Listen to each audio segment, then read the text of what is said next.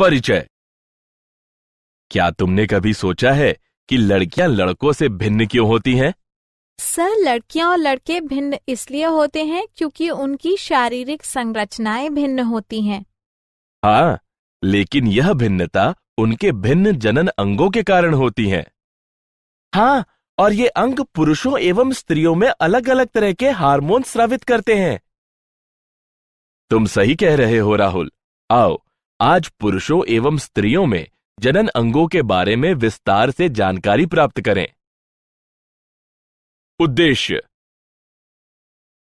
इस पाठ के अंत में आप निम्न करने में सक्षम हो जाएंगे: पुरुष जनन अंगों की पहचान करना, विविध पुरुष जनन अंगों की कार्य प्रणाली को समझना, स्त्री जनन अंगों की पहचान करना, विविध स्त्री जनन अंगों की कार्य प्रणाली को समझना। पुरुष जनन तंत्र। स्तनपायी पुरुष जनन तंत्र में निम्न सम्मिलित हैं: बाह्य जनेंद्रिय, वृषणकोश, शिश्न, आंतरिक जनन अंग, वृषण, सहायक लिंग नलिकाएं, वीर्य एवं ग्रंथीय श्रावण ले जाने के लिए वाहिनी। पुरुष जनन तंत्रों के दो प्रमुख कार्य हैं: शुक्राणु निर्माण, स्त्री जनन मार्ग में वीर्य निक्षेपित करना। वृषणकोश। वृषणकोश शारीरिक आवरण की एक थैली होती है जो निम्न प्रकार से जनन में सहायता करती है। वे वृषण जो एक थैली में स्थित होते हैं उन्हें वृषणकोश कहते हैं। वृषणकोश वृषणों के तापमान को सामान्य शरीर के तापमान से 1 या 2 डिग्री सेंटीग्रेड कम रखने में सहायक होता है। यह कम तापमान शुक्राणु निर्माण और संग्रहण के लिए आवश्यक होता है। शिश्न।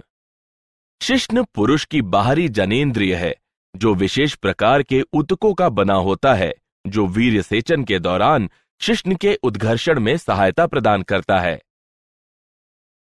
शिश्न का अंतिम भाग शिश्न मुंड कहलाता है जो ऊतकों की एक ढीली त्वचा से ढका होता है जिसे अग्रछिद कहते हैं।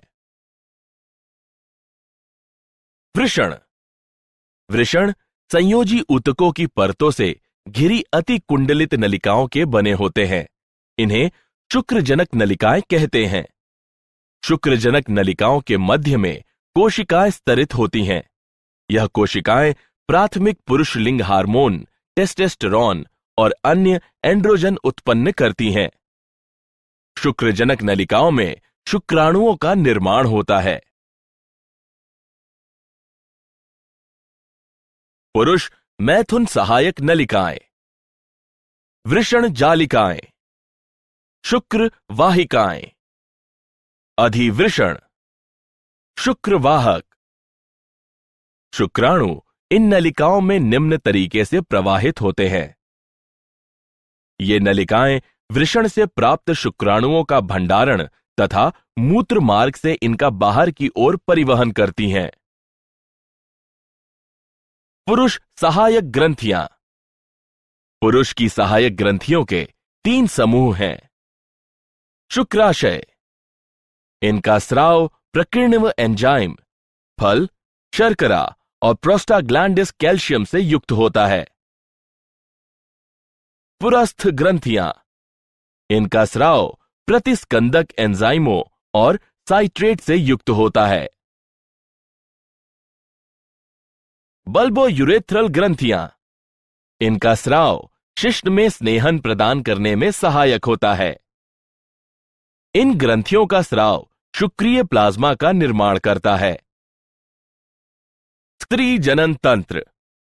स्त्री जनन तंत्र में निम्न शामिल है: अंडाशय यानी मादा जनद, अंडवाहिनी, गर्भाशय, गर्भाशय ग्रीवा, योनि, बाह्य जनेंद्रिय जिसमें भगोष्ठ के 2 सेट और योनि द्वार होता है, एक जोड़ा स्तन ग्रंथियां, अंडाशय। यह अंडाणु और अंडाशयी हार्मोन उत्पन्न करता है। स्नायुओं के द्वारा गर्भाशय से जुड़ा होता है। अंडाशय पीठिका परिधीय वल्कुट और आंतरिक मध्यांश में विभक्त होता है। प्रत्येक अंडाशय विभिन्न रोमकूप अंतर्विष्ट करता है। प्रत्येक रोमकूप में एक अंड कोशिका होती है जो पुटक कोशिकाओं से घिरी होती है। अंडवाहिनी। अंडोत्सर्ग पर अंडे को अंडवाहिनी या डिंबवाहिनी नलिका के कीप आकृति के द्वार के निकट उदर गुहा में धकेला जाता है। अंडाशय के निकट डिंबवाहिनी की कीप जैसी आकृति कीपक कहलाती है। कीपक की झालर अंडोत्सर्ग के दौरान अंडाशय से उत्सर्जित अंडाणु को संग्रह करने में सहायक होती है। पक्षमाभी अस्तर से होकर अंडा अंडवाहिनी से गर्भाशय तक जाता है। गर्भाशय यह एक मांसपेशीय उल्टी नाशपाती के आकार जैसा होता है जो गर्भावस्था के दौरान भ्रूण को सहारा देता है। यह ऊतकों की 3 परत का होता है। परिगर्भाशय, गर्भाशय पेशी स्तर और गर्भाशय अंतःस्तर। गर्भाशय ग्रीवा यह गर्भाशय का सिरा होता है जो योनि में खुलता है। ग्रीवा की गुहा को ग्रीवा नाल कहते हैं। योनि यह पतली भित्ति वाला कक्ष होता है जहां मैथुन यानी संगमन के दौरान शुक्र संचित होता है। योनि ग्रीवा नाल के साथ मिलकर जन्म नाल की रचना करती है। बाह्य जनेंद्रिय इनमें सम्मिलित है जघन शैल। यह वसामय ऊतकों से बनी गद्दी सी होती है जो जघन, बालों और त्वचा से ढकी होती है।